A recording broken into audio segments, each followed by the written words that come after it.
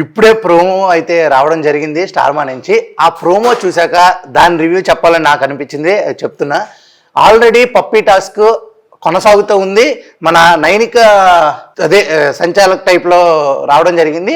మన ప్రేరణ ఏం చేసిందంటే, ప్రేరణ ఆదిత్య గారు కుక్క తీసుకురావడం జరిగింది. ప్రేరణ వెనకాల ఉండిపోయింది. డేంజర్ జోన్లో ప్రేరణ అలాగే ఆదిత్య గారు నుంచున్నారు. నైనిక అనేది ఆపోజిట్ సంచాలక్ దగ్గర నుంచి ఉంది. ఇప్పుడు వీళ్ళిద్దరూ వాదాలు చెప్పుకుంటున్నారు అనమాట. ప్రేరణ ఆల్రెడీ ఫస్ట్ నుంచి చెప్తుంది, నేను బాగా ఆడగలను, ఆడతాను, నేనేం చేస్తానో మీకు తెలుసు అనే టైప్లోనే చెప్పి వదిలేసింది. ఎందుకంటే ఆదిత్య ఓం గారు కూడా అంతే స్ట్రాంగ్ అని తెలుసు ఆ అమ్మాయికి.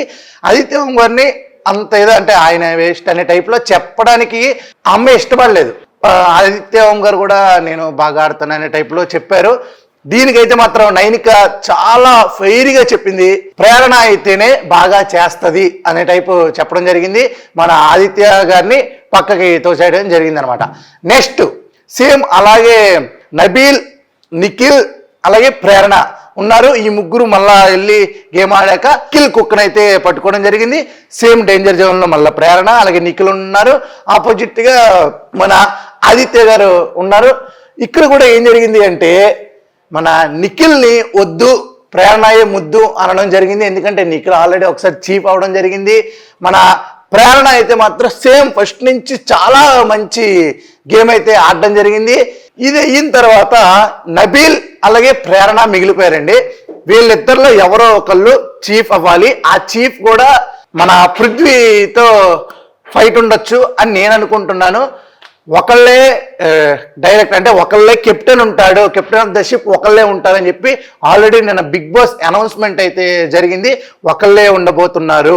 ఇది ఈ ప్రోమో. అలాగే నాకు చాలా ఏడుపు వచ్చేది, చాలా అంటే ఒక ఇది ఉంది. ప్రేరణ అవ్వాలి అని చెప్పి ఆదిత్య ఓం గారు చాలా అంటే చాలా అసలు వర్డ్స్ కూడా చాలా బాగా చెప్పారు.